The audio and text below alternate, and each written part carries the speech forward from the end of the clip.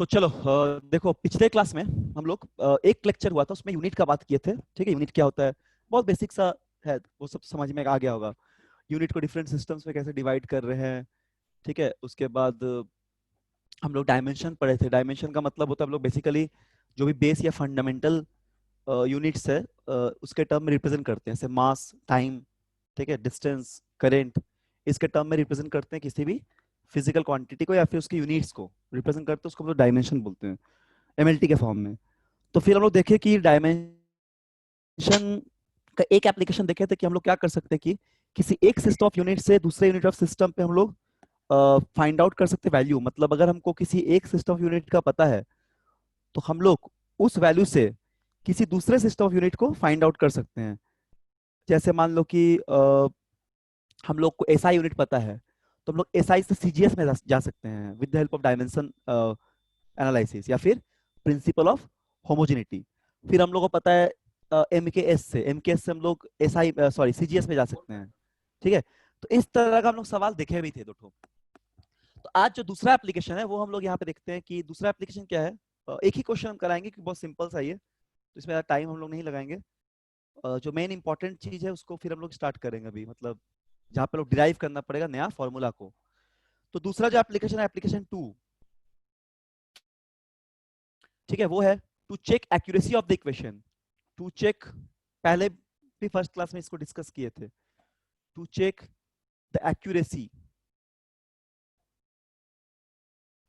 देखो टेस्ट का पेपर अच्छा था, ठीक है, तो उसमें जो क्वेश्चंस है तो उसको प्रैक्टिस करना हम देखे हैं, कुछ कुछ क्वेश्चन हम सॉल्व करके भेजे थे ग्रुप में और भी हम देखे हैं।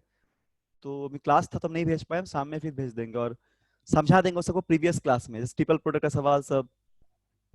बाकी तो कुछ कुछ नोन नहीं था, ऐसे रिजल्टेंट का सवाल आया था तो वो सब तो बनना चाहिए। ठीक है, चलो कोई बात नहीं। तो क्या देखेंगे, to check the accuracy of the equation. तो देखो इसका एग्जांपल हम लोग यहाँ पे एक देख रहे हैं, स्क्रीन पे तुमको दिख रहा होगा। कोई भी सवाल है तुम्हारे पास, जैसे कि कोई भी रैंडम से इक्वेशन लिख दिए, जैसे मान लो ये वाला कोई इक्वेशन है, यहाँ पे n equal to 1/2l root over f/m करके फिजिक्स में कोई इक्वेशन है, शायद तुम इसको नहीं देखे हो कभी। ठीक, अभी तक नहीं देखे हो, क्लास 9 10 या फिर 11 में अभी तक इस तरह की इक्वेशन को नहीं देखे हो।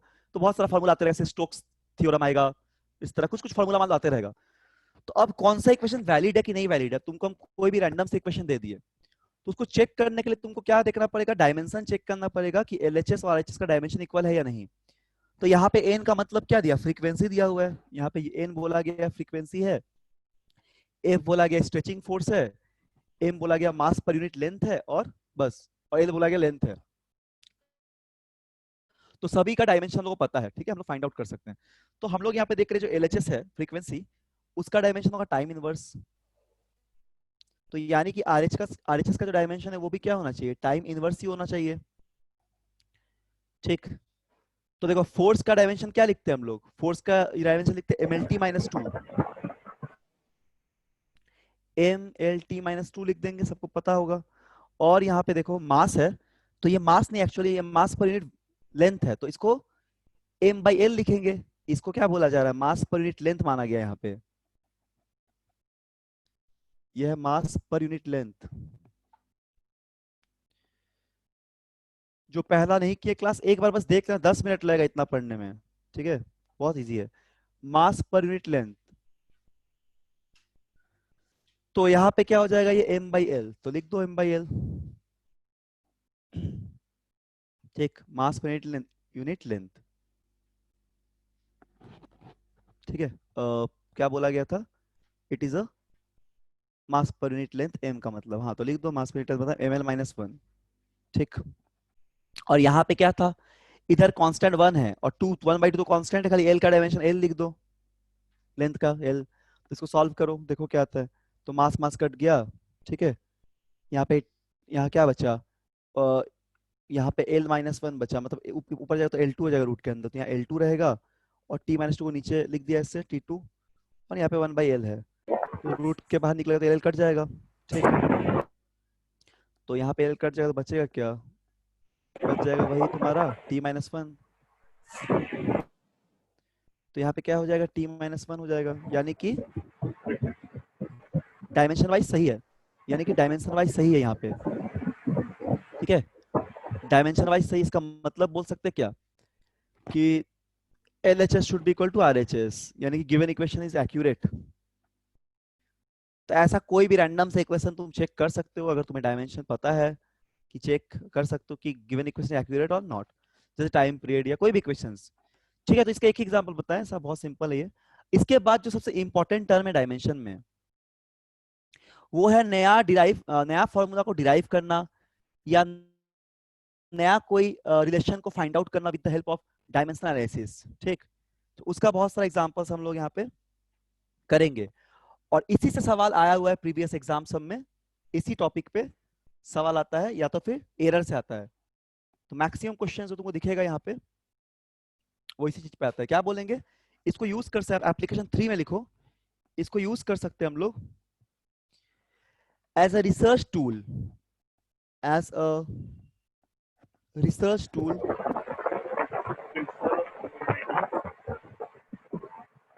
As a research tool. कोई भी डाउट होगा पूछना, to derive, to derive new relation. ठीक है, इसको एक रिसर्च टूल की तरह हम लोग काम में लाएंगे नए रिलेशन को डिराइव करने के लिए। तो इसका एक सवाल देखते हैं हम लोग, जैसे कि एग्जांपल के लिए मान लो पहला क्वेश्चन, यहाँ पे देखो स्क्रीन पे दिख रहा होगा, स्क्रीन पे दिख रहा होगा, पहला एक क्वेश्चन है। ठीक है, इसको तो बड़ा कर दे रहे हैं। देखो यहाँ पे क्या लिखा हुआ है कि for a particle to move in a circular orbit uniformly. देखो हम लोग को मान लो कि फॉर्मूला भी नहीं पता है, अब एग्जांपल इजी सा लिए समझाने के लिए कोई अननोन का भी देंगे। ठीक है, तो क्या बोला जा रहा है कि मान लीजिए कि कोई पार्टिकल मूव कर रहा है किसी सर्कुलर ऑर्बिट पे, तो जो सेंट्रीपिटल फोर्स लग रहा है वो डिपेंड कर रहा है किस पे, मास पे, वेलोसिटी पे और रेडियस पे। अगर तुमने क्लास 9 पे पढ़ा होगा ये इक्वेशन, वो याद होगा, F इक्वल टू mv² इसको बोलते हैं सेंट्रीपिटल फोर्स। तो इसी को डिराइव करना है। मान लो ये फॉर्मूला हम लोग को नहीं पता, इसको डिराइव करना है। तो कैसे डिराइव करेंगे, देखो क्या बोला गया, for a particle to move, for a particle to move in a circular orbit uniformly centripetal force is required which in fact depends upon mass, velocity, radius। इन तीन चीज पे डिपेंड करो सर्कल का। ठीक है, तो यहाँ पे कैसे सॉल्व करेंगे इसको, तो देखो सवाल में क्या दिया है कि जो भी फोर्स है FC लिख दिया, यानी कि सेंट्रीपिटल फोर्स, वो डिपेंड कर रहा है किस पे, मास पे, M लिख दिए। ठीक, और किस पे डिपेंड कर रहा है, मास पे डिपेंड कर रहा है, और वेलोसिटी पे डिपेंड कर रहा है, और रेडियस पे डिपेंड कर रहा है। ठीक है, इन तीन चीज पे डिपेंड कर रहा है। तो यहाँ पे हम लोग को साथ में क्या लगाना पड़ेगा, पावर लगाना पड़ेगा, क्योंकि डायमेंशन में मान लो MLT -1 -2 या ML0, कुछ भी यहाँ पे पावर में होता है, तो इसलिए M का पावर A, V का पावर B, और यहाँ पे R का पावर C कर दिया हम लोग। ठीक, R का पावर C कर दिए, ABC, और यहाँ पे कोई कांस्टेंट लगा दिए जो कि डायमेंशनलेस है। सपोज इसको डायमेंशनलेस मानते हैं, डायमेंशनलेस, ये डायमेंशनलेस है। तो हम लोग को फाइंड करना है कि what is the value of centripetal force, centripetal force का वैल्यू फाइंड आउट करना है। तो देखो यहाँ पे हम लोग क्या यूज करेंगे, यहाँ पे हम लोग यूज करेंगे principle of homogeneity, principle of homogeneity को यूज करेंगे। ठीक, तो कैसे लिख, इसको लिख दिए पहले। अब देखो फोर्स का डायमेंशन क्या होता है, फोर्स का डायमेंशन MLT -2 होगा, यानी कि LHS में तुम्हारा डायमेंशन होगा वो MLT -2 होना चाहिए। तो यहाँ पे क्या लिख दिया हम लोग, सबसे पहले ऐसे लिखेंगे कि फोर्स का डायमेंशन हो गया MLT -2, और K तो कोई कांस्टेंट है, M मतलब मास, तो मास को M लिख दो, पावर A, V मतलब वेलोसिटी, तो LT -1 पावर B। एक सेकंड को यहाँ पे ठीक से लिख देते हैं, LT -1 पावर B। और यहाँ पे क्या है, R मतलब लेंथ, लेंथ का पावर C।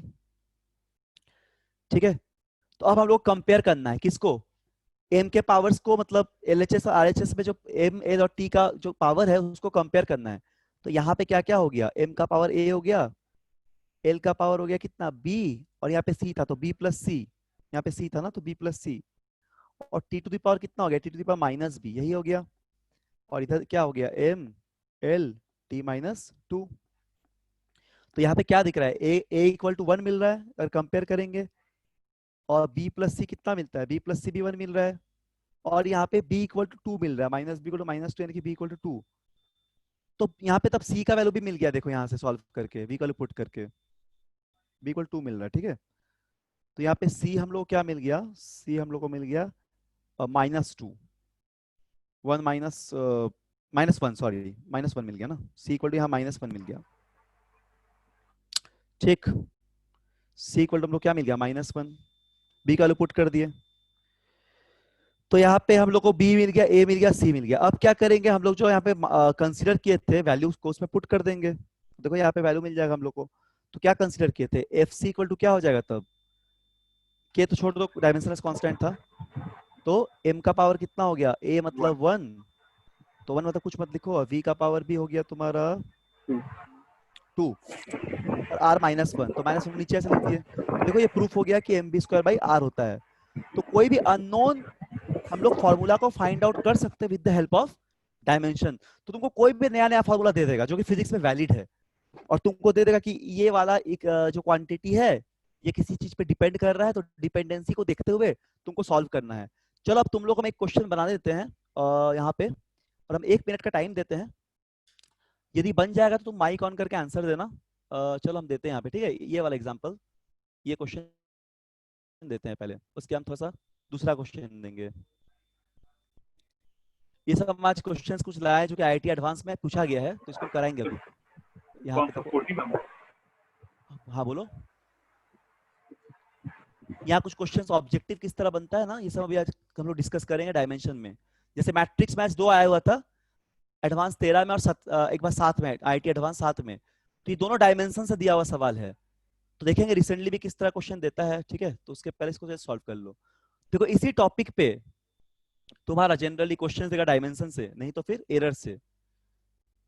तो चलो इसको बनाओ, ये जो स्क्रीन पे दिख रहा है इसको बनाओ। इसमें तुमको फॉर्मूला नहीं पता, कोई अननोन फॉर्मूला आएगा, लेकिन क्वेश्चन क्या दिया, experiment reveals that the velocity v of water waves, मान लो वाटर वेव है, उसका वेलोसिटी v जो डिपेंड कर रहा है किस पे, तुमको बस डिपेंडेंसी देखना है, लैम्डा पे डिपेंड कर रहा है मतलब वेवलेंथ, वेवलेंथ का यूनिट लेंथ होता है, तो डायमेंशन l हो जाएगा।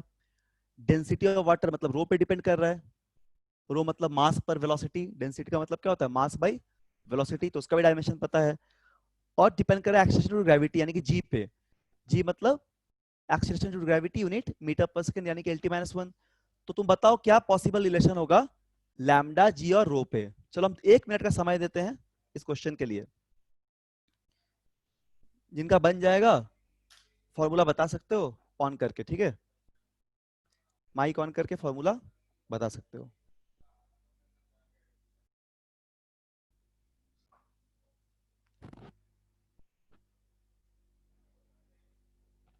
ठीक, क्या बना दे कि बताओ, बनाओगे बोलो।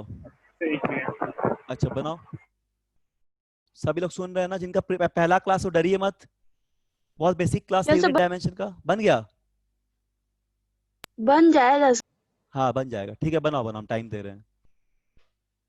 सभी को समझ में आ जाना चाहिए, और जो लेक्चर देख के आए पहला, नहीं तो एक बार देख लीजिएगा जरूर, देख जाके, ठीक है, क्लास के बाद, और फिर वेक्टर का पढ़ा देंगे। क्वेश्चंस बहुत प्रैक्टिस करना है तुम लोगों को, लेकिन जैसे हम पढ़ाते हैं तो इसका बहुत ऑब्जेक्टिव मिलेगा, सॉल्व करते रहना है घर में। पैकेज जो है बुकलेट उससे बनाओ फटाफट, आज होमवर्क देंगे फिर उससे बना देना।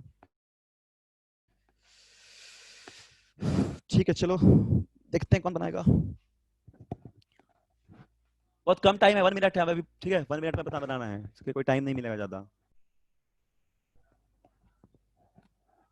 फास्ट प्रैक्टिस करना एकदम।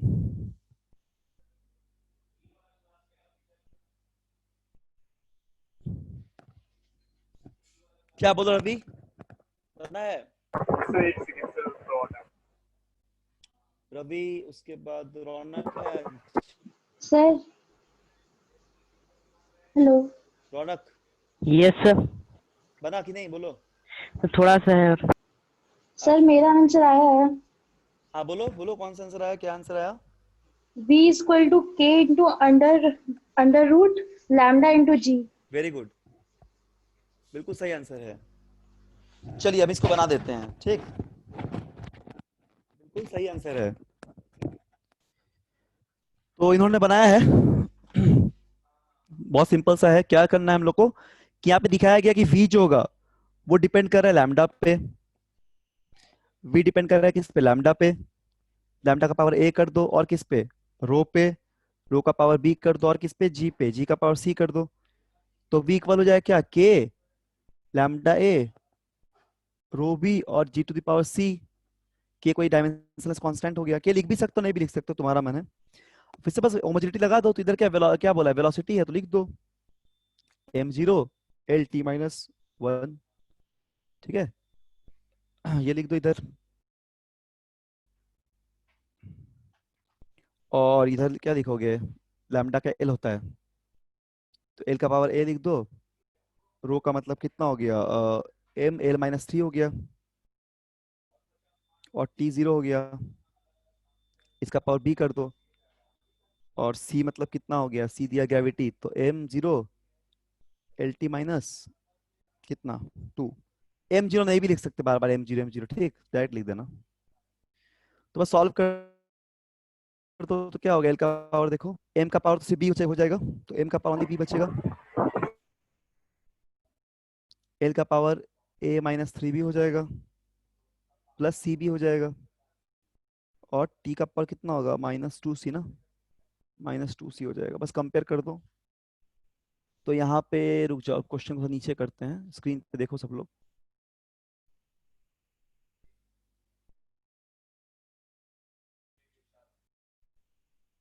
देखो यहाँ पे तो कंपेयर अगर करेंगे तो हमको क्या मिलेगा, b इक्वल टू 0 मिल जाएगा। ठीक है, और a माइनस आ गया, ठीक है, वेरी गुड, इक्वल टू 1 मिल जाएगा। और माइनस 2c इक्वल टू क्या मिल जाएगा, माइनस 2c इक्वल टू -1 मिल जाएगा। तो c हो गया हाफ। ठीक है, सिमिलरली सॉल्व कर लो, a भी क्या आ जाएगा, हाफ आ जा रहा है और b 0 आ जा रहा है। तो बस वैल्यू पुट कर दो, यानी कि k इक्वल टू आ गया lambda two the power half और रो टू द पावर 0। रो नहीं है मतलब, ठीक है, रो टू कुछ नहीं है मतलब समथिंग पावर 0 इक्वल टू 1, यानी कि रो ही बचेगा। मतलब 1 बचेगा, रो नहीं बचेगा, सॉरी 0 मतलब कुछ नहीं, 1 बचेगा तो उसको हटा दे रहे हैं। ठीक है, समथिंग पावर 0 इक्वल टू 1 हो जाता है। और क्या बच रहा है, b to the power lambda बच जा रहा है, जी टू दी पावर ये सॉरी 1/2 बच जा रहा है। ठीक है, लैम्डा बोल रहे हैं, जी टू दी पावर भी हाफ हो जा रहा है क्योंकि जी का वैल्यू कितना है यहाँ पे, जी है और उसका पावर सी हाफ है। तो क्या लिखोगे आंसर में, इधर वी कर दो, लिखोगे वी इक्वल टू, बस वैल्यू पुट कर दी क्वेश्चंस पे। के लिख भी सकते हो नहीं भी लिख सकते हो, के 1 मान लिए कोई डायमेंशनलेस कांस्टेंट, तो लिख दो रूट लैम्डा जी, या फिर के लिख दो और क्या। ठीक है, के कोई डायमेंशनलेस कांस्टेंट है, के यहाँ पे dimensionless constant, dimensional constant, dimensionless constant sorry. ठीक है, चलो ये तो समझ में आ गया होगा। एक और सवाल दे रहे हैं, इसको सब लोग जल्दी जल्दी बनाएंगे। अब इतना टाइम नहीं लगेगा, मतलब फटाफट बनाना है सब लोग को। ये वाला क्वेश्चन बनाओ जो तुमको दिख रहा है स्क्रीन पे, रुको यहाँ कर दे रहे हैं, बाकी वो नीचे कर दे रहे हैं। ठीक, इसके लिए भी टाइम है 1 मिनट, यहाँ हम टाइम देख रहे हैं, 1 मिनट में बनाना है।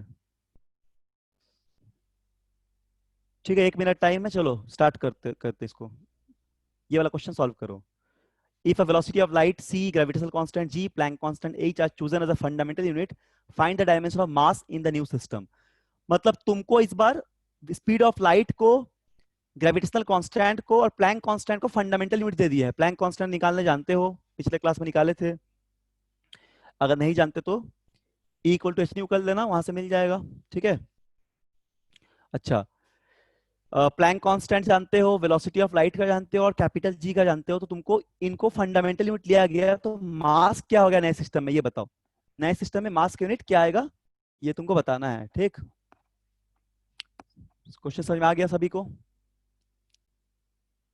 चलो बनाओ जल्दी से एकदम, फिर हम सॉल्व कर देंगे 1 मिनट बाद।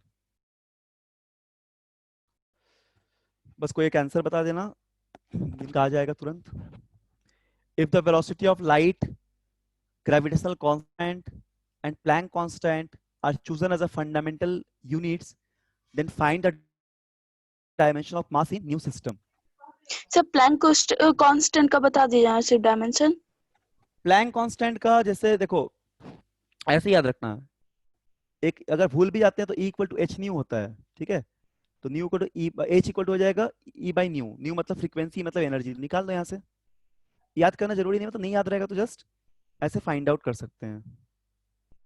E इक्वल टू हो जाएगा एच इक्वल टू हो जाएगा E बाई न्यू, या फिर ऐसे लिखो E equal to S C by lambda, S C by lambda. इससे भी निकाल सकते हैं, सी मतलब speed of light, Planck constant, lambda मतलब वही हो गया, क्या बोलते हैं, वेवलेंथ। तो इससे भी निकाल सकते हैं प्लैंक कांस्टेंट, ठीक है। तो निकाल दो।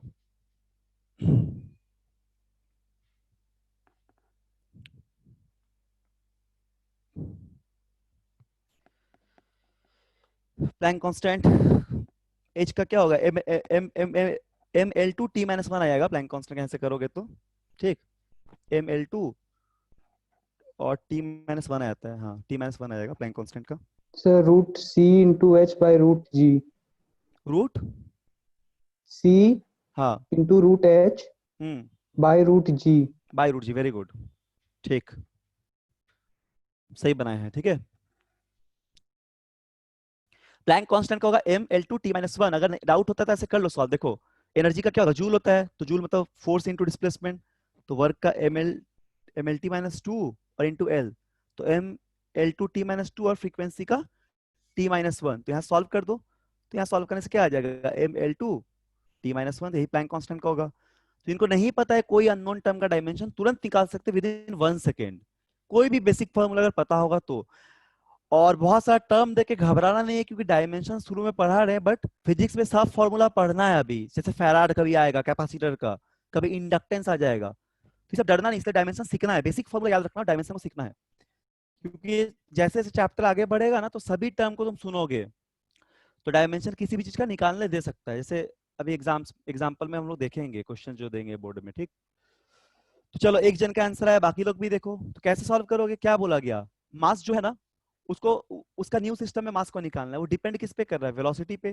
तो सिंपल वैसे ही लिख दो, वेलोसिटी ऑफ लाइट मतलब सी पे डिपेंड कर रहा है, ग्रेविटेशनल कांस्टेंट पे डिपेंड कर रहा है, और प्लैंक कांस्टेंट पे डिपेंड कर रहा है। पावर वही ए बी सी लगा दो, ठीक है, बस सॉल्व कर देना, और क्या। तो मास का डायमेंशन सिर्फ एम हो जाएगा, एल जीरो टी जीरो है, ठीक। और सी का लिख दो यहाँ पे एल टी माइनस वन, या फिर ऐसे लिख दो M zero L T minus one, ठीक, बस सॉल्व कर देना है तुरंत। कैपिटल जी का याद है सबको, कल निकाले थे हम लोग प्रीवियस क्लास में, M minus one L three T minus two. ये भी अगर भूल जाओगे लेकिन निकालने में टाइम लगेगा, तो सब याद रख सकते हो, ठीक है, फिर फाइंड आउट कर लेना। और प्लैंक कांस्टेंट का हो जाएगा एम एल टू और टी माइनस वन का पावर सी लिए हैं, तो बस एबीसी का वैल्यू फाइंड आउट कर लेना। तो यहाँ पे इक्वेशन तुम लिखोगे तो क्या क्या आ जाएगा, देखो ए प्लस, हम डायरेक्ट लिख दे रहे सॉल्व करके, ठीक है, A plus three B plus two C आएगा 0, और minus A minus two B minus C equal to 0 आएगा। तो यहाँ से ए मिलेगा 1/2, बी मिलेगा -1/2, सी मिल जाएगा 1/2। ये तीनों एबीसी का वैल्यू मिल जाएगा, तो बस यहाँ लिख देना है, और उस वैल्यू को, उस वैल्यू को बस लिख देना है, ठीक। इस वैल्यू को यहाँ लिख दो तो आंसर आ जाएगा। तो क्या यूनिट आएगा, एम इज प्रोपोर्शनल टू या इक्वल टू, जैसा लिखना है के करके लिख देना, सी का power half, G to the power minus half, and H to the power half. ये आंसर आ जा रहा है, this is our required answer, मतलब ये पूछा गया था, ठीक है। तो इस तरह कोई भी इक्वेशंस देगा तो डायमेंशन से निकाल सकते हो। तो ऐसा एग्जाम्स में देखो क्वेश्चंस बहुत सारे, आईआईटी जेईई का सवाल सब तुम्हें स्क्रीन में दिख रहा है, जो कि हर साल एक दो क्वेश्चन डायमेंशन का रहता ही है। जैसे ये एडवांस में मल्टीपल चॉइस में पूछा था, और ये कुछ मल्टीपल करेक्ट भी है, तो इसमें लोग आते हैं। उसके पहले और कुछ चीज डिस्कस थोड़ा कर लेते हैं, जैसे कि इन सब टर्म का डायमेंशन निकालना है। मान लो जैसे मान लो तुमको निकालना इलेक्ट्रिक चार्ज का, तो चार्ज का जानते हो, बहुत बेसिक है। पोटेंशियल का, कैपेसिटेंस का और रेजिस्टेंस का देखो बताते हैं। इसका देखो ये बता रहे, ठीक है। क्योंकि ये सब क्यों बता रहे, क्योंकि ये सब यूज होगा फाइंड आउट करने में। तो चार्ज का क्या होता है, जैसे हम लोग rate of flow of charge को करंट लिखते, चार्ज का सबको पता है, आई इक्वल टू क्यू टी, तो क्यू का जगह आई टी, यानी कि आई टी भी लिख सकते हैं या तो फिर capital A into capital T लिख सकते हैं, तो पता ही होगा चार्ज का। अब पोटेंशियल का चाहिए, तो पोटेंशियल को हम लोग क्या लिखते हैं, एक्चुअली पोटेंशियल जो होता है वो होता है वर्क डन पर टेस्ट चार्ज। 10 क्लास में पढ़े होंगे इलेक्ट्रिक पोटेंशियल, ये फॉर्मूला होता है, ठीक है ना, वर्क डन पर टेस्ट चार्ज कॉल्ड पोटेंशियल। तो बस होगा, यहाँ से फाइंड आउट कर लो। जैसे वर्क का हम लोग जानते हैं क्या होता है, M L two T minus two, और चार्ज का हम लोग फाइंड आउट कर लिए ए टी। तो यदि फॉर्मूला पता है तो आराम से डायमेंशन को फाइंड आउट कर सकते हैं। कोई भी डायमेंशन आपसे पूछा जाए तो, कैसा भी डायमेंशन पूछे, आराम से फाइंड आउट कर सकते हैं, ठीक है। तो लिख दो यहाँ पे, तब सॉल्व करने से क्या आ जाएगा, ये हो जाएगा M L two T minus one और टी माइनस थ्री आ जाएगा, सॉरी ऊपर जाके माइनस वन, तो माइनस टू माइनस थ्री हो जाएगा, और ए माइनस वन, यही तो होगा पोटेंशियल का, तो इस सब का जरूरत पड़ेगा। अब चाहिए मुझे कैपेसिटेंस का। तो देखो कैपेसिटेंस टर्म तुमने नहीं सुना है, कैपेसिटेंस क्लास 12 में पढ़ोगे। कैपेसिटर क्या होता है, डिवाइस होता है जो कि चार्ज को स्टोर करता है। It is device which is use to store charge. तो अभी के लिए बस उतना याद रखो और फॉर्मूला याद रखो, बाद में तुम पढ़ोगे क्लास 12 में कैपेसिटर क्या होता है। तो जब तक तुम क्लास 11 12 के सारा टॉपिक पढ़ लोगे तुम सबका डायमेंशन भी पता चल जाएगा। इसलिए एग्जाम्स में कुछ भी डायमेंशन पूछ सकता है, क्योंकि तब तक तुम सब कुछ पढ़ लेते हो, इसलिए घबरा नहीं, उस समय कुछ भी पूछ सकता है, ठीक है। तो तीसरा क्या है, कैपेसिटेंस। कैपेसिटेंस मतलब होता है Q equal to C into V, और C इक्वल टू होता है Q बाई वी। समझ में आ गया ना, इसको बोलते हैं कैपेसिटेंस रिलेशन को। इस C को बोलते हैं Q, मतलब C equal to Q by V जो होता है, C को बोला जाता है कैपेसिटेंस। और इसका यूनिट क्या होगा, कूलम बाई वोल्ट, और इसको हम लोग बोलते हैं फैराड, FARAD, फैराड। ये एक साइंटिस्ट के नाम पे है, FARAD, ऐसा यूनिट हम लोग यूज करते हैं फैराड, ठीक है। तो 1 फैराड इक्वल टू हम लोग हमेशा लिख देंगे 1 कूलम बाई 1 वोल्ट। तो इसका निकालना है हम लोग कैपेसिटेंस का, तो निकालो। तो अब देखो ये फॉर्मूला यहाँ लिख लिए, तो बस यहाँ पुट कर दो वैल्यू को। रुको इसको नीचे कर देते हैं, हाँ देखो यहाँ पे, जैसे यहाँ पे हमको निकालना है किसका, फैराड का, तो निकालो कैपेसिटेंस का डायमेंशन।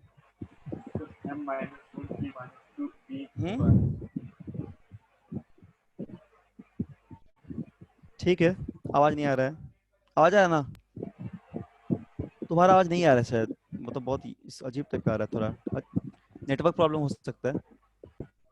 ठीक है, तो क्या हो जाएगा, सॉल्व कर लो। m-1 l-2 t4 a2। m-1 t4, a कितना 2, ठीक, a2।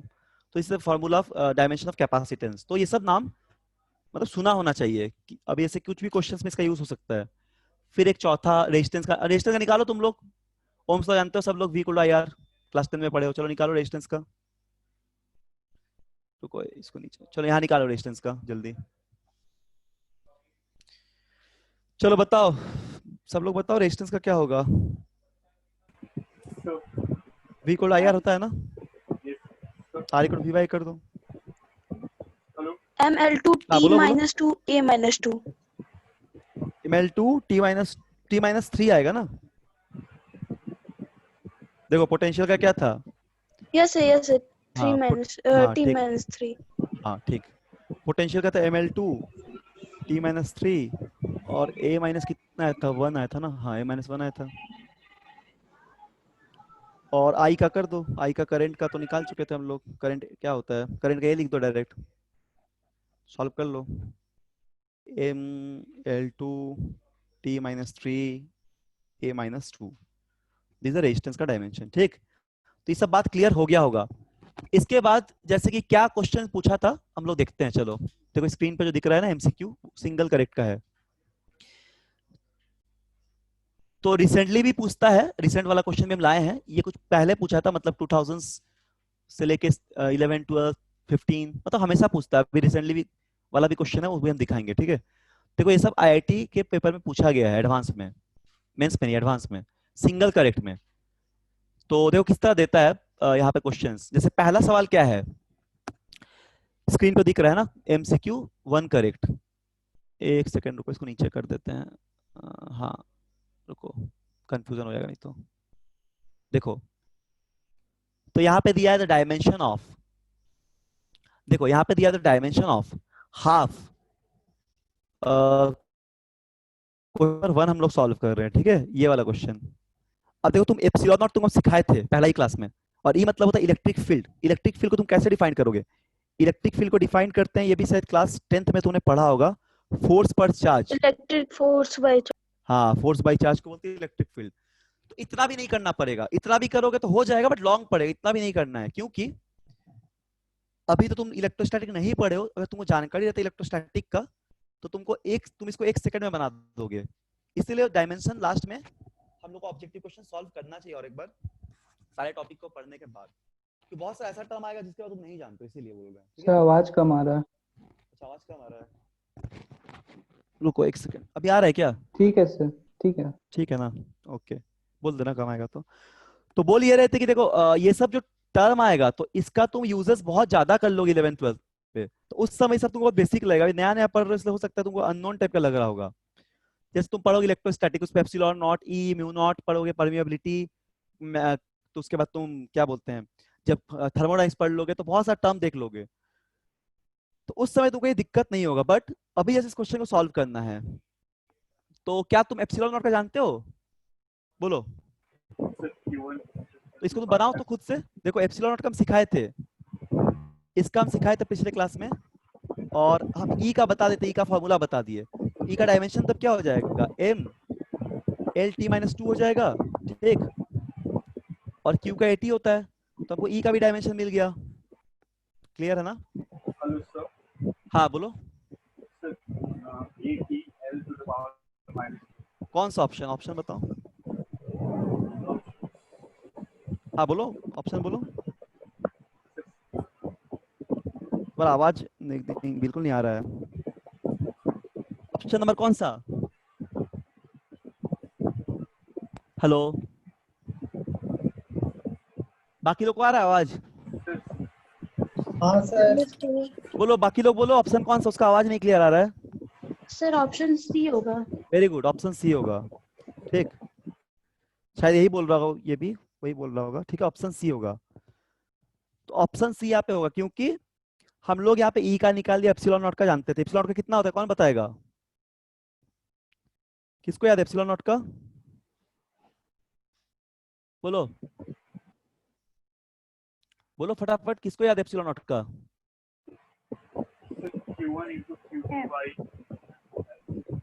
एप्सिलॉन निकाल दो ना यार, याद नहीं है तो बार बार निकालना नहीं पड़ेगा, याद हो गया तो तुरंत ठीक है, नहीं तो निकाल दे ऐसे। एप्सिलॉन नॉट क्या होता है, q1 q2 बार स्क्वायर।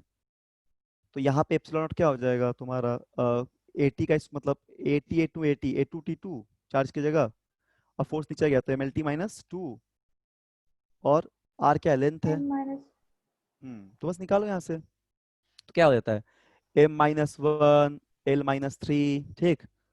फिर होता है तुम्हारा a2 T4 A2 और t4, ये होता है। तो इसको मल्टीप्लाई कर दो दोनों का, तो ये देखो यहाँ से एप्सिलॉन का मिल गया, और यहाँ पे हम लोग को मिल गया ई का। तो ई तो इतना लंबा बना, लेकिन इतना लंबा नहीं बनाएंगे, और एक मेथड से बता रहे हैं। एक सेकंड, रुको रुको रुको रुको। हाँ देखो, यहाँ पे क्या हो जाएगा, m l t - 1 और a - 1। धन्यवाद सर, ऐसा आप शर्मिंदा कर देते हैं, हमको बोलते हम ले आते हैं। तो यहाँ पे देखो मल्टीप्लाई कर दे रहे, m l - 1 a - 1, और इसको m - 1 l - 3 a2 और t4। तो ये सब लोग किया होगा, सब लोग इतना तो किया होगा, सबको ये पता है। तो यहाँ से तुम्हारा कोई टर्म यहाँ गड़बड़ हुआ क्या? अच्छा m रहेगा ना, m - 1, यहाँ पे m है ना, देखो कहीं गड़बड़ तो नहीं हुआ ना।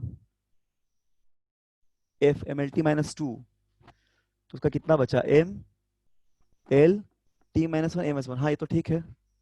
फोर्स हो गया mlt-2, और इसका कितना हो गया mlt-2। हाँ ठीक तो है यहाँ पे। तो ठीक है, इसको सॉल्व करते हैं हम लोग। तो इसको सॉल्व करते हो क्या बच जा रहा है, l-1 बच रहा है क्या,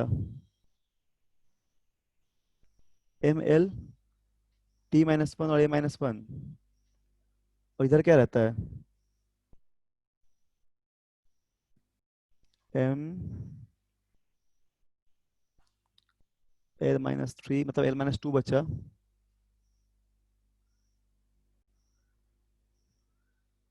तो इस टर्म में तो नहीं आ रहा है, आई का टर्म एक आ जा रहा है यहाँ पे, तब किस टर्म में आएगा बोलो। अच्छा स्क्वायर था, सॉरी सॉरी, ई का स्क्वायर करना है ना, एक सेकंड, इसका स्क्वायर करना है, मतलब ई का स्क्वायर होगा, ठीक, इसका स्क्वायर था तो स्क्वायर करना होगा। तो यहाँ पे स्क्वायर करके चेक कर लो, तब तो देखो तब आ जाएगा आंसर हम लोग का, ठीक है, स्क्वायर करने से आंसर आ जाएगा। तो कितना हो जाएगा, ई स्क्वायर था epsilon naught into E square, तो ई मतलब इसका स्क्वायर, ये वाला स्क्वायर, एक सेकंड, ये नहीं, ये तो एप्सिलॉन नॉट है, इसका स्क्वायर। तो हेलो, हाँ बोलो। तो डायरेक्ट हाँ बोलो फॉर्मूला लेके कैंसिल क्यों नहीं करते, क्या। तो डायरेक्ट फॉर्मूला लेके कैंसिल क्यों हाँ हाँ क्यों कैंसिल, हाँ हाँ कर देंगे उसमें, उसमें और इजीली हो जाएगा बिल्कुल, इसके स्क्वायर कर देंगे तो आ जाएगा सी नंबर ऑप्शन, ठीक है। ऐसे फॉर्मूला लिख के कैंसिल आउट कर देना। जैसे क्या क्या बच रहा है तुम्हारे पास, यहाँ पे फोर्स का इक्वेशन लिख दो, F by Q E into, इसके स्क्वायर कर दो, और जो टर्म कट जा रहा है उसको हटा दो, और इजीली हो जाएगा, टाइम बच जाएगा, जैसा तुमको कन्वीनियंट लगे।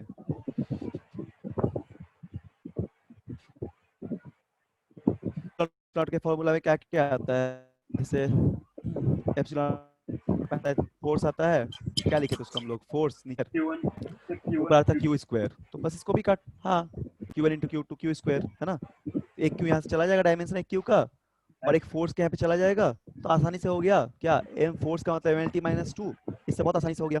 और यहाँ पे रहेगा कितना, l-2, यानी कि m l-1 t-2, option C देखो मैच कर जा रहा है, option C is the correct one. तो इससे और आसानी से कर सकते हो। अच्छा और एक तरीका है, ये तो तुम कर लोगे, मल्टीप्लाई कर दो, चाहे तुम फोर्स काट दो, फॉर्मूला से काट दो बैठा के, इससे बन जाएगा।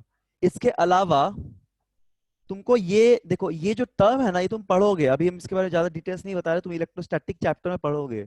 ये पूरा टर्म जो है ना, ये पूरा टर्म एक एनर्जी पर यूनिट वॉल्यूम को रिप्रेजेंट करता है। ये एनर्जी, इसको याद रखना अभी के लिए, फिलहाल के लिए, एनर्जी पर यूनिट वॉल्यूम को रिप्रेजेंट करता है,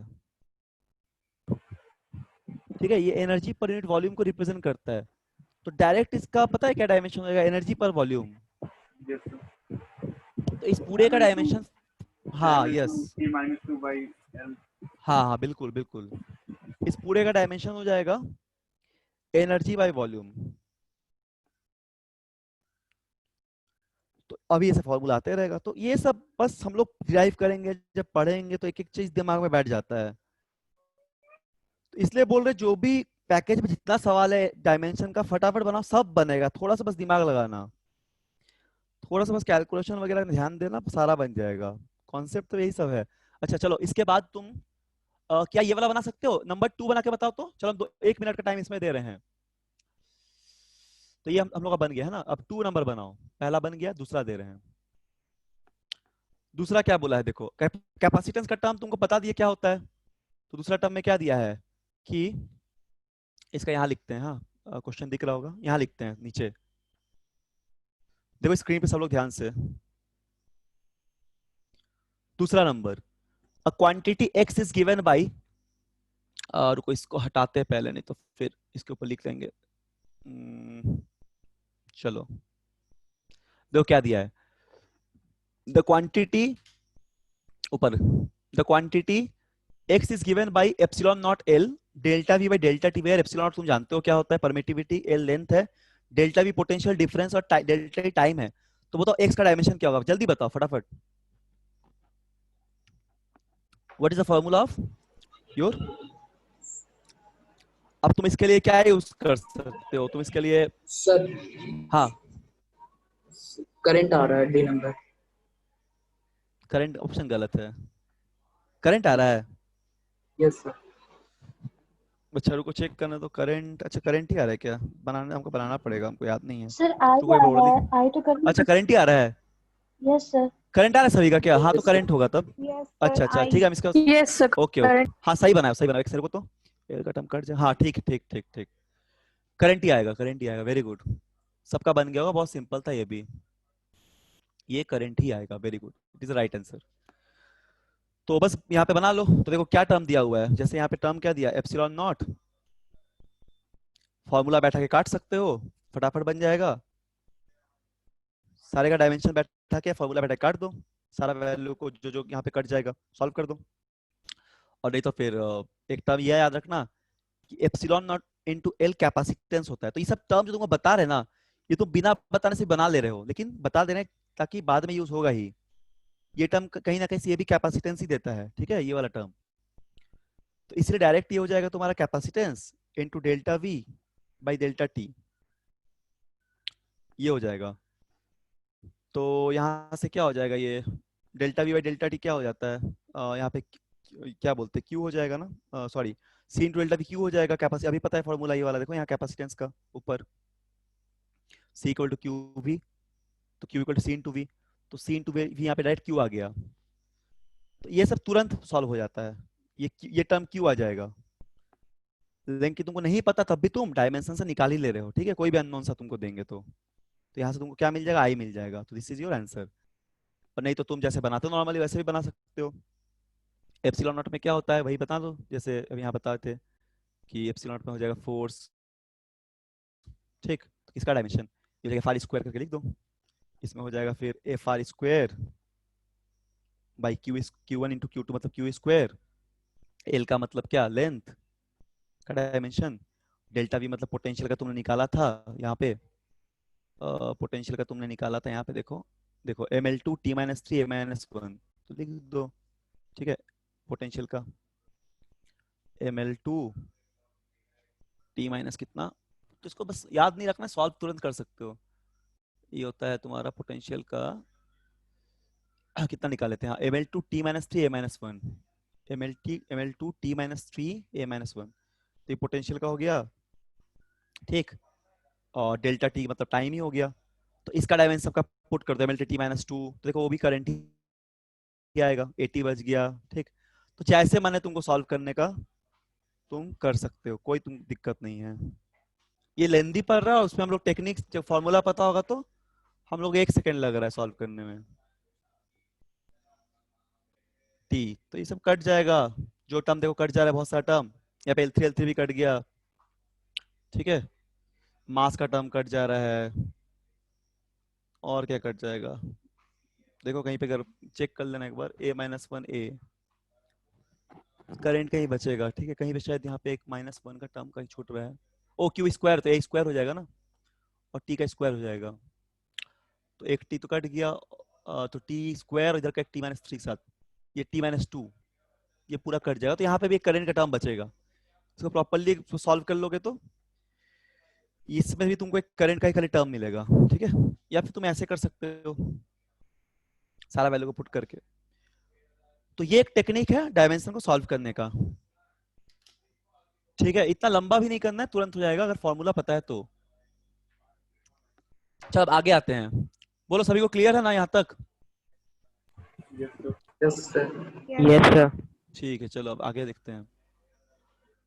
चलो ये वाला क्वेश्चन बनाओ तो, ये 2015 के एडवांस में आया हुआ है।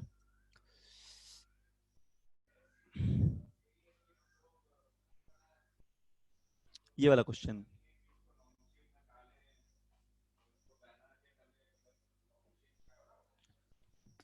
ये वाला बनाओ,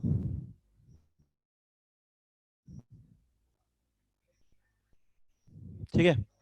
in terms of potential difference V electric current, ये मोर देन वन करेक्ट है, पहले बता दिया हम। इस पे एक से ज्यादा आंसर होगा, मोर देन वन करेक्ट।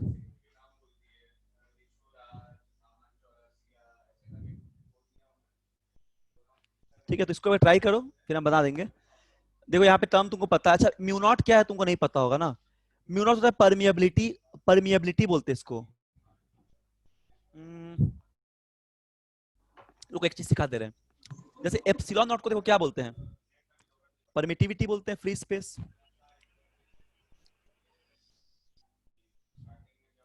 इसको बोलते हैं परमिटिविटी ऑफ फ्री स्पेस। जैसे इलेक्ट्रोस्टैटिक फील्ड में आता है ये कांस्टेंट, उसी तरह म्यू नॉट को बोलते हैं परमिएबिलिटी।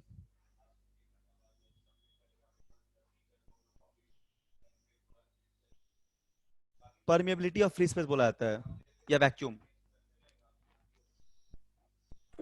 और ये यूज होगा मैग्नेटिज्म में, ये मैग्नेटिज्म में पढ़ोगे। फॉर्मूला क्या है?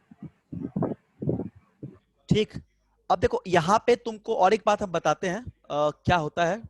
देखो ध्यान से, जैसे तुमसे पूछा गया कि इसमें से कौन सा ऑप्शन सही है ना, तो मोर देन वन।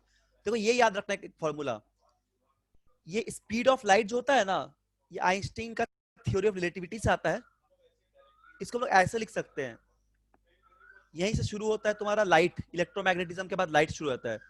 तो ये भी याद रखना तुम लोग को, एक सेकेंड, म्यू नॉट इनटू, हाँ, एप्सिलॉन नॉट का 1/√ओवर करेंगे तो स्पीड ऑफ लाइट आएगा। ये बिल्कुल याद रखना, ये तो डायमेंशन सेम होगा। ये भी एक बहुत इंपॉर्टेंट फॉर्मूला है। ठीक, ये भी एक बहुत इंपॉर्टेंट फॉर्मूला है, इसको भी याद रखना कि C इक्वल टू क्या होता है, 1/μ0 इंटू एप्सिलॉन नॉट। तो यहां से तुम इसका यूज कर सकते हो, लोग स्क्रीन ऊपर कर रहे हैं, तो तुम इस फॉर्मूला का यूज कर सकते हो, इस फॉर्मूला का। This given equation you can use C equal to 1/μ0 into epsilon naught. ठीक, और इसको भी यूज कर सकते हो, ये भी एक टर्म आता है, R का जो वैल्यू आएगा ना, R मतलब रेजिस्टेंस, वो तुम चेक कर लेना खुद करके, μ0/ε0 भी तुम्हारा क्या होगा, ये R के बराबर आ जाएगा। अगर तुमको यहाँ पे μ0 का नहीं पता चल रहा है, यदि तुमको μ0 का नहीं पता चल रहा है,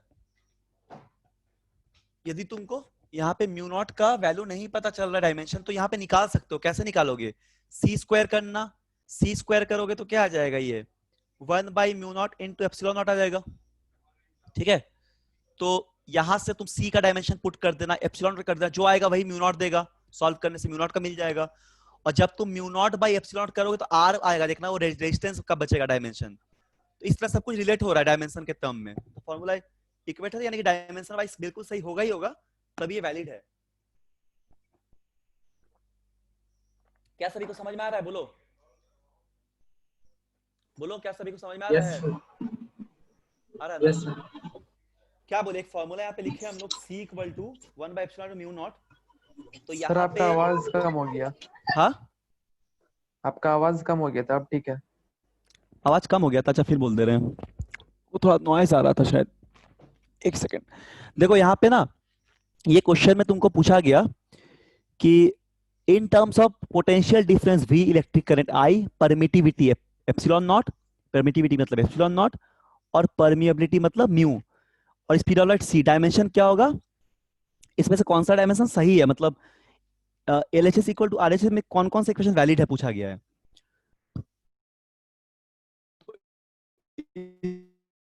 तो टेस्ट करेक्ट क्वेश्चन आया, तो इसमें इसको सर, टेस्ट आपका करने के आवाज लिए नहीं क्या आ करें, रहा है। देखो एकदम नहीं आ रहा है क्या, हेलो, अब आ अब आ रहा है सर। अच्छा अच्छा, एक सेकेंड रुको, अभी आ रहा ना क्लियर,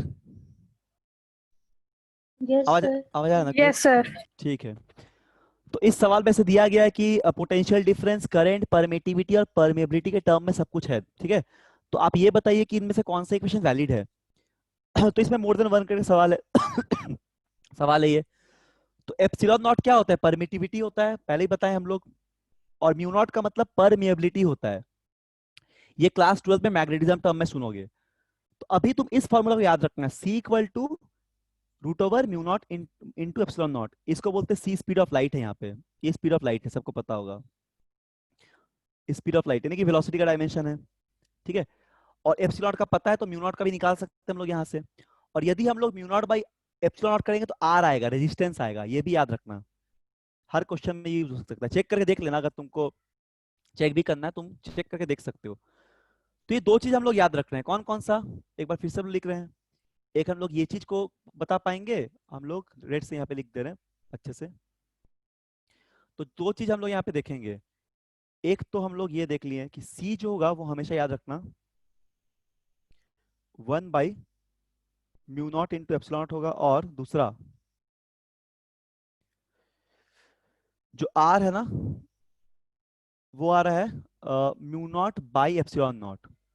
ये दो चीज हम लोग यहाँ पे सीखे, मतलब ये याद रखना होता है, चेक करके भी देख सकते हो। तो अभी देखो इसका यूज करके इसको सॉल्व कर सकते हैं। चलो सॉल्व करते हैं जल्दी से। तो यहाँ पे देखो, अब रुको, इस क्वेश्चन को नीचे कर देते हैं। आवाज आया ना, बोलो। Yes, sir. Yes, sir. ठीक है, Yes, sir. ठीक, ओके ओके। तो यहाँ पे क्या लिख सकते हैं हम लोग, जैसे हम लोग पहला इक्वेशन चेक करते हैं। पहला क्या दिया, रुको देखना तो। अच्छा, पहला μ0, ठीक है, μ0 I square into epsilon not V square. ठीक है, देखो तो पहला दिया हुआ है तुम्हारा μ0 I square into epsilon not V square. ये सही होगा कि नहीं चेक करना है। तो अब देखो इसको चेक करते हैं। μ0 बाई एप्सिलॉन यहाँ से क्या आ जाएगा, V square by I square, यानी कि R स्क्वायर। तो ये तो ठीक है, क्योंकि R इक्वल रूट ओवर होता है, तो दिस ऑप्शन इज करेक्ट। तो ऑप्शन 1 को हम लोग करेक्ट बोलेंगे।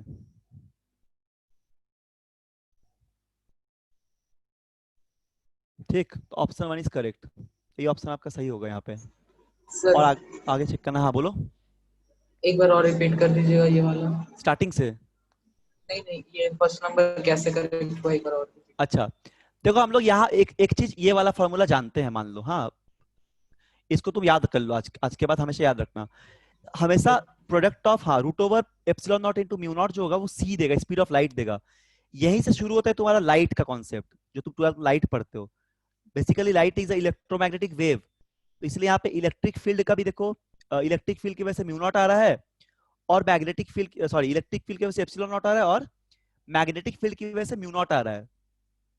तो इसीलिए स्पीड ऑफ लाइट देता है, ठीक है। और आर का अगर हम लोग mu naught by epsilon not करेंगे, तुम यहाँ से म्यू नॉट का डायमेंशन निकाल सकते हो, क्योंकि तुमको सी और एप्सिलॉन नॉट का पता है। तो इन दोनों का डिवाइड दे तुमको आर मिल जाएगा। ठीक, तो यानी कि आर इक्वल टू ये होता है, ये भी पता कर लिए। अब एक एक करके ऑप्शन चेक करते हैं कौन कौन सा सही है। तो ऑप्शन 1 में क्या दिया हुआ है कि mu naught I square equal to epsilon naught V square. इसको चेक कीजिए, तो लिख दिया पहले, सॉल्व किए तो देख रहे हैं कि ये V square by I square यानी कि आर होता है। तो नहीं, अगर आर होगा तो R equal to root over mu naught by epsilon naught, यानी कि ऑप्शन 1 इज करेक्ट। क्लियर हुआ, बोलो।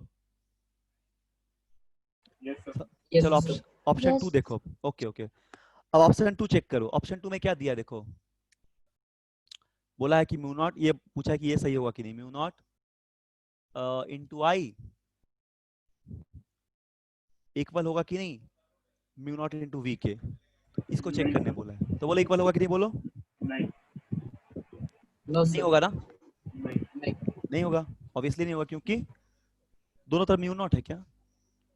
अच्छा, एक तरफ, हाँ, दोनों तरफ म्यू नॉट है। तो म्यू नॉट आई और म्यू नॉट वी इक्वल नहीं होगा, क्योंकि ऑप्शन 2 में क्या बोला है। अच्छा एक सेकेंड, यहाँ पे एप्सिलॉन नॉट होगा, थोड़ा प्रिंट मिस्टेक कर दिया इन लोगों ने। तो इतना तो म्यू नॉट लिखे तो कट जाएगा दोनों म्यू नॉट, तब तो आई इक्वल टू वी हो जाएगा, तब तो एकदम ही इनवैलिड हो जाएगा। यहाँ प्रिंट मिस्टेक है ये ना, एप्सिलॉन नॉट हो जाएगा, ठीक है। ये एप्सिलॉन नॉट होना चाहिए यहाँ पे, एप्सिलॉन नॉट। ठीक, तो इसमें क्या दिया हुआ है, इसमें चेक करना है कि is epsilon naught I mu naught V होगा कि नहीं। तो बिल्कुल नहीं होगा, क्योंकि हम लोग देखे हैं। तो यहाँ पे यदि कर रहे हैं mu naught by epsilon not, तो ये 1 बाई वी आ जा रहा है, जो कि 1 बाई वी क्या होगा, 1 बाई आर आ जाएगा ना, यस वी प्रोपोज। तो ये इनकरेक्ट हो गया, तो this is incorrect. Option B जो है वो इनकरेक्ट है, ए था ये, ठीक है। तो ये गलत हो गया, मतलब दिस इज योर इनकरेक्ट।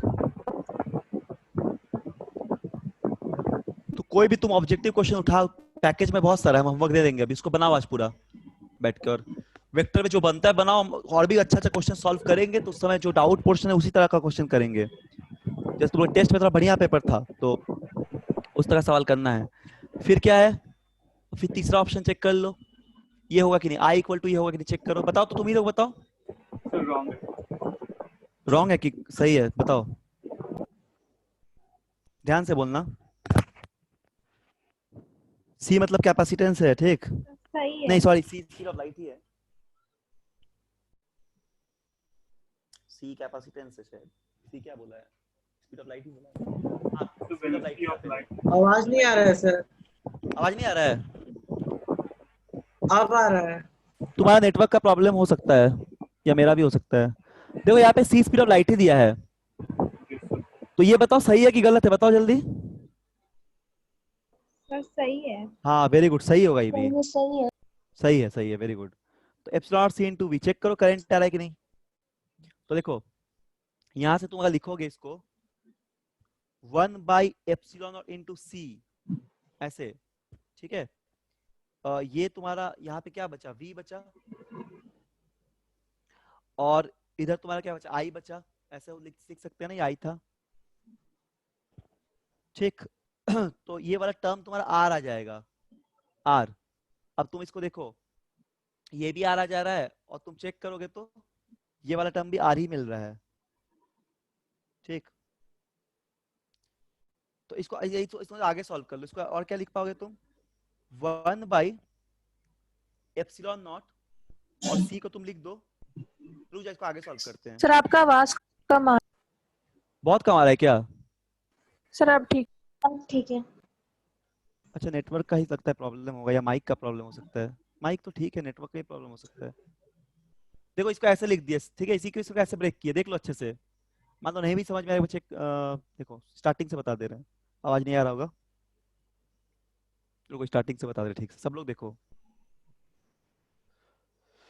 देखो टाइम नहीं लगाना चाहिए, फटाफट बनना है, ठीक है, मतलब जितना बस टाइम लगे थोड़ा सॉल्व करने में। तो 1/एप्सिलॉन into C equal to v by I हो जाएगा। तो v बाई आर होता है, यानी कि ये भी आर आना चाहिए। तो चेक कर लेते हैं सही है कि नहीं।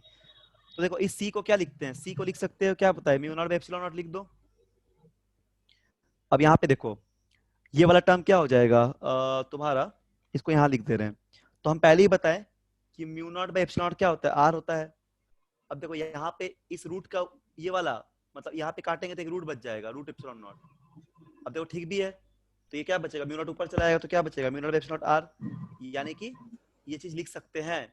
तो यार इसका मतलब क्या है कि सी इज करेक्ट, ठीक है, सी इज करेक्ट। क्लियर है, बोलो। Yes sir. ठीक है, तो ये एप्सिलॉन नॉट म्यू नॉट का टर्म कहीं देखोगे तो सॉल्व, इस तरह का सवाल बहुत मिलेगा तुमको इस टर्म का। तो ये भी सही आया, ये बस गलत आया अभी तक। चलो अब डी चेक करो तुम ही लोग, चलिए डी चेक कीजिए, ऑप्शन डी चेक करो जल्दी। सर ऑप्शन डी दिख नहीं रहा है सर। क्या गलत है ना कि सही है? नहीं सर, ऑप्शन डी दिख नहीं रहा। इनकरेक्ट है, गलत है, वेरी थोड़ा गुड। स्लाइड ऊपर कर दीजिए। हाँ गलत है, तो इसको चेक करते हैं। हाँ तो इसमें क्या दिया था, इसमें दिया हुआ mu naught C into I equal to क्या दिया, एप्सिलॉन नॉट इंटू वी दिया है, पोटेंशियल यही दिया है ना। हाँ यही तो दिया है। तो ये देखो ये क्वेश्चन क्या लिख पाएंगे ऐसा, तो चेक करते हैं। तो यदि mu naught by epsilon not करेंगे तो क्या लिखना पड़ेगा, v बाई आई इंटू सी लिखना पड़ेगा, यानी कि इसको v बाई को r लिख सकते हो, तो r बाई सी लिखना पड़ेगा।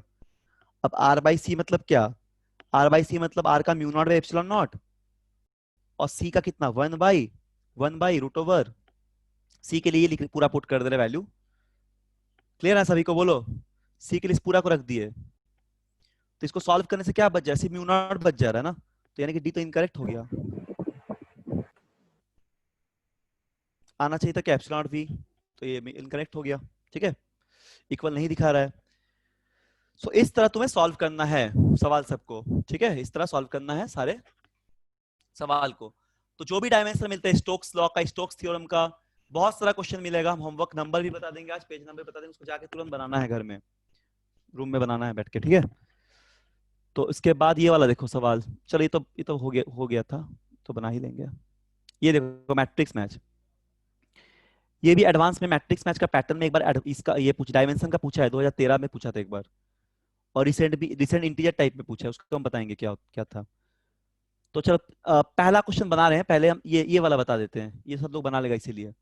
चलो ये वाला बताओ तो, सब टर्म हम बताए हैं, बोल्ट्जमैन कांस्टेंट भी बताए थे, कोफिशिएंट विस्कोसिटी नहीं बताए होंगे, प्लैंक कांस्टेंट, थर्मल कंडक्टिविटी। अच्छा दो टर्म शायद नहीं पता होगा, प्लैंक कांस्टेंट और थर्मल कंडक्टिविटी का तो बताए थे, ठीक। तो कौन किसका डायमेंशन होगा मैच करना है। तो ये देखो 13 में इतना आसान सा सवाल पूछा गया, तो एक ना एक क्वेश्चन डायमेंशन का रहता ही रहता है। ठीक है, तो देखो थर्मल कंडक्टिविटी का नहीं बताऊंगा तो यहाँ पे देख लो कैसे निकालते हैं। बताए थे क्या, बोलो क्या थर्मल कंडक्टिविटी का बताए हैं? No sir. नहीं बताया तो देखो थर्मल कंडक्टिविटी कैसे निकालोगे। थर्मल कंडक्टिविटी तो क्या होता है,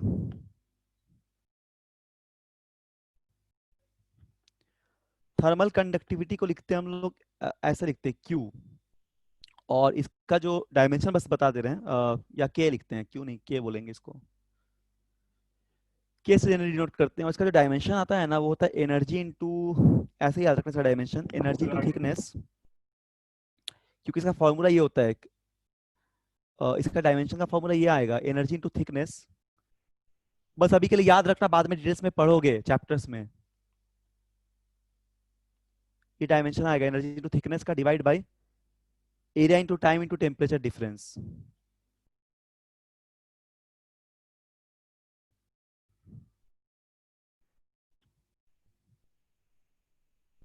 ठीक है, तो ये आएगा K का डायमेंशन। तो एनर्जी मतलब क्या हो गया, M L2 T माइनस 2, और थिकनेस मतलब क्या हो गया, L लेंथ का डायमेंशन, तो थिकनेस को L लिख दो। ठीक, थिकनेस को L लिख दो, और यहाँ से तुम्हारा L2 T और टेम्परेचर डिफरेंस का लिखो थीटा, क्योंकि टाइम को T लेते हैं ना, तो टेम्परेचर को केल्विन या फिर थीटा के टर्म में लिखना तो ज्यादा सही रहेगा। ठीक है, तो यहाँ से सॉल्व करोगे तो क्या मिल जाएगा, M L T माइनस 3 और थीटा माइनस 1। तो ये होगा थर्मल कंडक्टिविटी का। तो K भी लिख सकते हैं, थीटा की जगह केल्विन भी लिख सकते हो, ऐसा भी लिख सकते हो। हाँ बोलो, T माइनस 3, सर आ गया। ठीक है ना। तो ये होता है कंडक्टिविटी का। तो देखो बोल्ट्जमैन कांस्टेंट का बताए थे क्या, सर यस सर। बताए थे। देखो बोल्ट्जमैन कांस्टेंट क्या होता है, इसका याद रखना।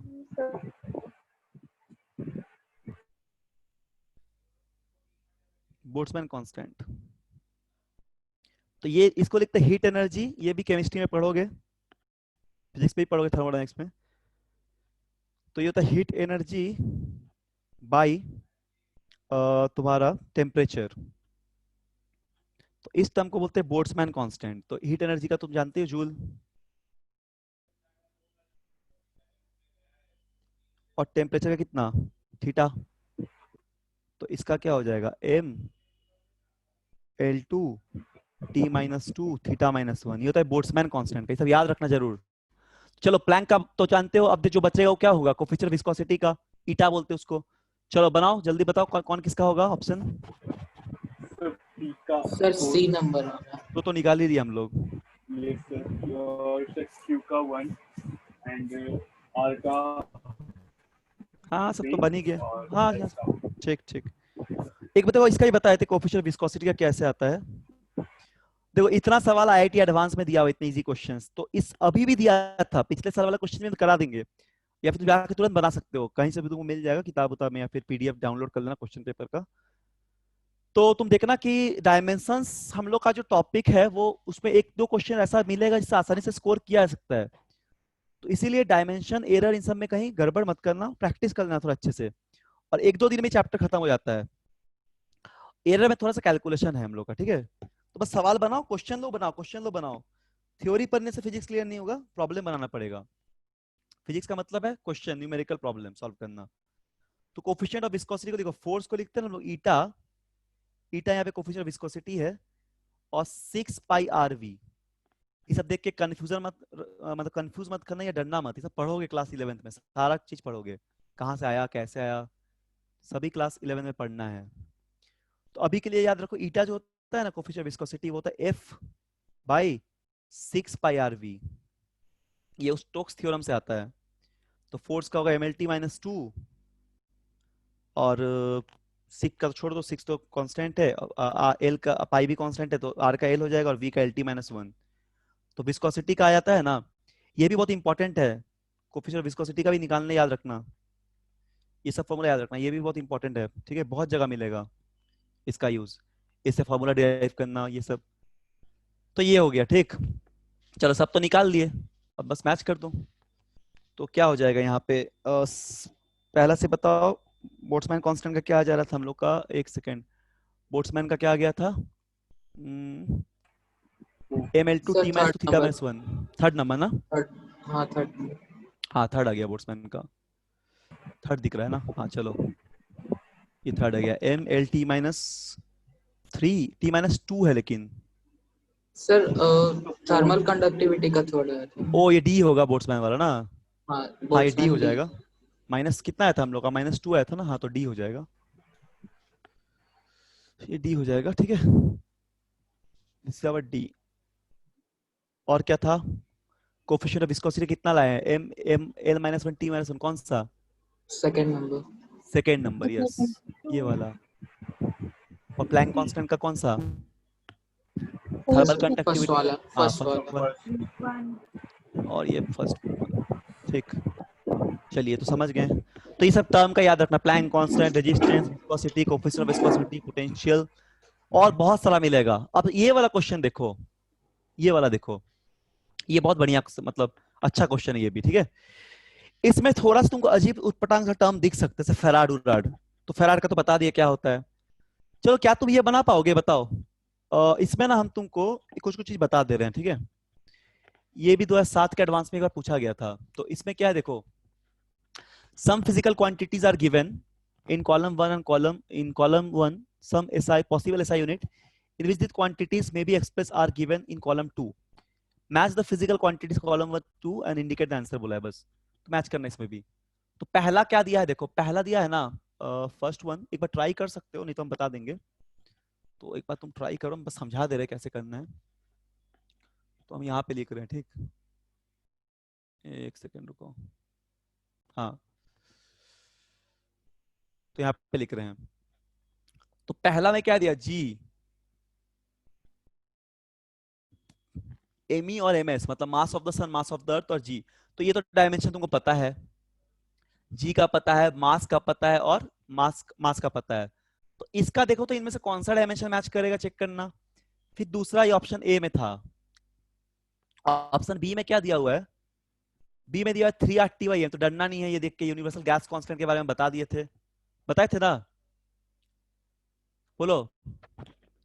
Yes sir. सिखाए थे वो याद है, पिछले पहला ही क्लास में बता दिए थे यूनिवर्सल गैस कांस्टेंट का। तो यूनिवर्सल गैस कांस्टेंट टेम्परेचर है और मोलर मास है। मोलर मास क्या होता है, केमिस्ट्री में पढ़े हो ना, बोलो, मोल के टर्म में पढ़ो ना, मोलर मास कैसे डिफाइन करते हैं मोलर मास को, बोलो तो।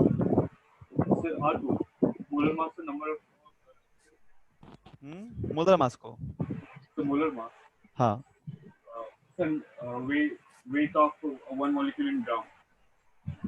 हाँ, तो उसको भी तुम रिप्रेजेंट कर ही पाओगे, है ना। तो यहाँ पे मोलर मास के टर्म में दिया हुआ है, और टी एब्सोल्यूट टेम्परेचर है। और फिर सी वाला क्या दिया है देखो, एफ स्क्वायर है, एफ मतलब फोर्स, क्यू मतलब चार्ज, और बी मतलब मैग्नेटिक फील्ड। बी का मतलब मैग्नेटिक फील्ड होता है। तो ये थोड़ा डाउट हो सकता है बी वाले टर्म में तुमको थोड़ा सा, बाकी तुमको डी में भी डाउट नहीं होगा, डी में सारा टर्म नोन है। जी एम मतलब मास, और आर मतलब रेडियस का डायमेंशन। चलो क्या तुम इसको सॉल्व कर सकते हो थोड़ा सा ब्रेक करके। सर फर्स्ट का सेकंड आ रहा है। फर्स्ट का क्या आ रहा है, second kilometre cube second. First का सेकंड आ रहा है, मतलब तुम्हारा क्यू आ रहा है क्या, ये ए का क्यू आ रहा है ना, यस ए का हाँ Q, yes very good very good, हाँ ये आएगा, सही बोला एकदम, देखो इसने बनाया सही बिल्कुल। चलिए वेरी गुड, अब दूसरा ट्राई कीजिए, तो दूसरा तीसरा सारा क्वेश्चन यहाँ पे छोड़ देना स्क्रीन पे, Yes, sir. ठीक है। अच्छा इसको एरर, इसको मिटा दे सबको, ये सब मिटा दे, लिख लिए हैं, रहने दीजिए, नोट कर लीजिए। अच्छा रहने दे, तो कहाँ पे लिखे, इसको ऊपर करें तो फिर क्वेश्चन नहीं दिखेगा तुम लोग को। चलो यहाँ पे ट्राई करते हैं, इसे मिटा दे, इसे मिटा दे ऊपर, यस सर बता दीजिए। नोट करते हो ना कॉपी पेन लेके, Yes, sir. हाँ कॉपी पेन लेके बैठा करो, लिखते रहना, तो अब टाइम देते बनाने तो लिखते रहना फटाफट।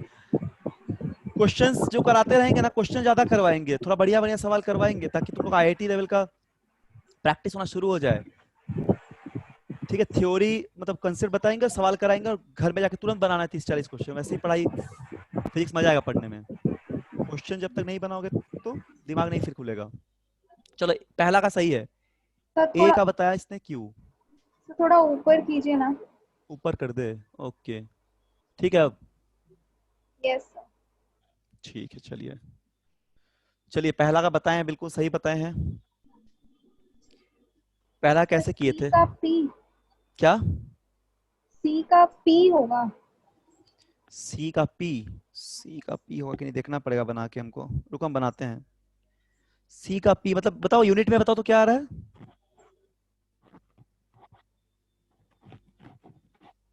पी मतलब कौन सा आ रहा है बोलो तो?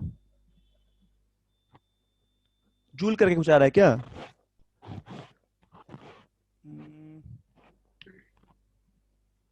जूल केजी करके कुछ आ रहा है। अच्छा रुको हम बनाते हैं इसको, हमको चेक करना पड़ेगा एक बार सॉल्व करके। याद तो नहीं है, इसको हम सॉल्व नहीं किए हैं, करते हैं अभी। तो पहला करेंगे, अगर यहाँ पे कर देते हैं, ठीक, फिर तुम लोग नंबर क्वेश्चन नोट कर लेना। यहाँ पे करते ए नंबर। तो ए में क्या बोला है कि G M E into M S.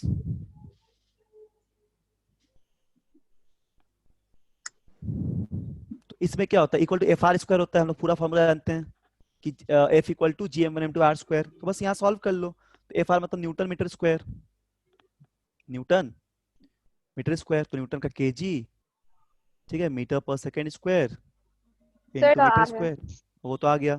तो ये केजी मीटर क्यूब पर सेकेंड हो जाएगा, ठीक है। तो ये ऑप्शन कहीं पे वो दिख रहा होगा, हाँ, तो ये तो सही है, ये हम लोग का आ गया पहला। अब दूसरा देखते हैं, बी नंबर। तो बी में क्या फॉर्मूला है? बी में एक्चुअली सब फॉर्मूला में तुमको दिक्कत हो सकता है, ऑब्वियसली होगा कि तुम लोग पढ़ा नहीं होगा ये सब ना अभी 11th में। तो 3RT/m। अच्छा देखो, एक होता है VRMS, इसको पढ़ोगे काइनेटिक ऑफ गैसेस में, √3RT/m होता है। इसको बोलते हैं रूट मीन स्क्वायर वेलोसिटी, इसको बोलते हैं रूट मीन स्क्वायर वेलोसिटी। इसका मतलब क्या तुमको समझ में आ गया? कि इसका जो डायमेंशन का रूट ओवर होगा, ये वेलोसिटी का डायमेंशन देगा। तो स्क्वायरिंग अगर बोथ द साइड कर देंगे हम लोग, तो हम लोग को मिल जाएगा यहाँ पे 3RT/m मिल जाएगा, ठीक, 3RT/m मिल जाएगा। और यहां से हम लोग को फिर क्या करना पड़ेगा, देखो यूनिट ऑफ 3RT/m हम लोग को मिल जाएगा। तो 3RT का इसको सॉल्व करके देख लो, तो इसका यूनिट क्या आ जाएगा बोलो तो? 3R का कितना बताए थे? आर का कुछ मोल के टर्म में बताए थे। इसको तुम सॉल्व करके देखना, आर और इसका पुट करके टेम्परेचर का, तुमको ये वाला मिल जाएगा, पता है कितना? ये मीटर स्क्वायर पर सेकेंड स्क्वायर मिल जाएगा, ठीक है, ये मिल जाएगा। तो ये कौन सा ऑप्शन मैच कर रहा है? हाँ, ऑप्शन ये वाला मैच कर रहा है, सही है। तो वैल्यू चेक करके देख लो, मोलर मास का और गैस कांस्टेंट का देखो निकालना सिखाए थे, ठीक है, पहले ही क्लास के नोट्स में होगा। तो इसको तुम सॉल्व करोगे, तुमको ये वाला बच जाएगा टर्म, ये टर्म बच जाएगा। सारे को वैल्यू को तुम यहाँ पुट कर दोगे, जब मोलर मास के लिए मोल मोल कट जाएगा, ठीक है, पर मोल मोल मोल कट जाएगा। तो यहाँ पे ये वाला टर्म पूरा बचेगा जब तुम अच्छे से इसको सॉल्व करोगे। तो ये भी यहाँ पे हम लोग आ गया। देन फिर इसके आगे चेक करते हैं, आगे कौन सा था? ये वाला है ना, यस। तो इस पे क्या दिया था term? Option C, option C. अच्छा तुम लोग क्लास का टाइम कैसे हो गया, हम जस्ट खत्म कर देंगे, 4:30 से लेकर 6 बजे तक रहता है, ठीक है, फिर अभी क्लास भी है। चलो बस थोड़ा सा ये लास्ट है, इसके बाद होमवर्क दे देंगे। तो देखो ये वाला याद रखना, ये एक फोर्स होता है। तुमको ये लग रहा होगा इसे फॉर्मूला कहाँ से आ रहा है, तो ये सब पढ़ते रहोगे 11th-12th में, अभी बस लिख दे रहे फॉर्मूला, 12th क्लास में है। ये फोर्स होता है, इसको बोलते हैं magnetic Lorentz force, F equal to Q V cross B. तो यहीं से हम लोग वी स्क्वायर इक्वल टू लिखते हैं F square by Q square into B square, ठीक। तो बस इसका डायमेंशन निकाल देना। तो वी स्क्वायर का डायमेंशन क्या आ जाएगा तुम्हारा? Metre unit of V square, यानी कि मीटर स्क्वायर पर सेकेंड स्क्वायर आएगा ये, ऑब्वियसली v मीटर पर सेकंड होता है तो v स्क्वायर क्या होगा, मीटर स्क्वायर पर सेकंड स्क्वायर। तो इतना तुम देखो ऐसे भी बना सकते हो सारा वैल्यू पुट करके, लेकिन बस इसको चेक करके बना सकते हो प्रिंसिपल होमोजेनिटी से, तो इससे तुमको तुरंत बन जाएगा। तो ये सब बात जो बता रहे हैं इसको बस थोड़ा याद रखना, प्रैक्टिस कर लेना एक बार, ऑब्जेक्टिव बनाने के टाइम में याद रहेगा। तो अब देखो ये कौन सा ऑप्शन मैच कर रहा है, मीटर स्क्वायर पर सेकंड स्क्वायर, मतलब इसका भी ये हो सकता है, इसका भी ये हो सकता है, एक से ज्यादा हो सकता है ऑप्शन, ठीक है, इसका भी हो सकता है। और एक टर्म में इसको ऐसे फैराड के टर्म में किसी को लिख पाएंगे कि नहीं वो भी चेक करना है, ठीक है, फैराड के टर्म में लिख पाएंगे कि नहीं। तो ये हो जाएगा, ठीक है। और चेक करते हैं हम लोग लास्ट वाला, option C, option D, sorry D में क्या दिया हुआ है आप लोग को, डी में दिया हुआ है GME/RE। ये 9 क्लास में पता नहीं पढ़े हो कि नहीं, सही इंटर में पढ़ोगे ग्रेविटेशन में, GME/RE करके कुछ दिया हुआ है ना। तो ये हो जाता है तुम्हारा GME/RE करके दिया हुआ, एस्केप वेलोसिटी होता है, एस्केप वेलोसिटी, ये भी 12th 11 में पढ़ोगे ग्रेविटेशन में। तो इस चीज को एस्केप वेलोसिटी लिख सकते हैं, तो जो डायरेक्ट हो जाएगा 2GME/RE, तो v का स्क्वायर करोगे तो 2GME/r आएगा। तो यहाँ पे v का स्क्वायर कितना है, मीटर स्क्वायर पर सेकंड स्क्वायर आएगा, तो इसका भी ऑप्शन वो मैच कर रहा है, LT-2। हाँ। तो देखो ज्यादातर इसका ऑप्शन मैच कर रहा है, तो एक और बच गया, उसका चेक कर लेते हैं, ठीक, कि इसमें से कौन सा मैच करेगा। फैराड का ये वाला कहीं होगा किसी का, तो ये भी इसका आ रहा है कहीं ना कहीं से, फैराड तो इसमें आया नहीं, तो एक फैराड वाला भी चेक करना पड़ेगा, एक का एक से ज्यादा ऑप्शन होगा, तो फैराड वाला चेक करते इसको, और किसको फैराड लिख सकते हैं। अच्छा ये वाला ऑप्शन ए जो है ना, उसको हम लोग फैराड के टर्म में भी लिख सकते हैं।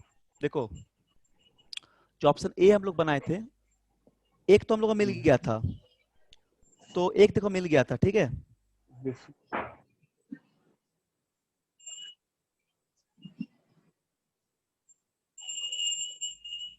तो तुम देखना इसको हम लोग वोल्ट करके देखना, तो तीनों को मल्टीप्लाई, अभी हम थोड़ा शॉर्ट में बताए थे, वोल्ट इंटू कूलम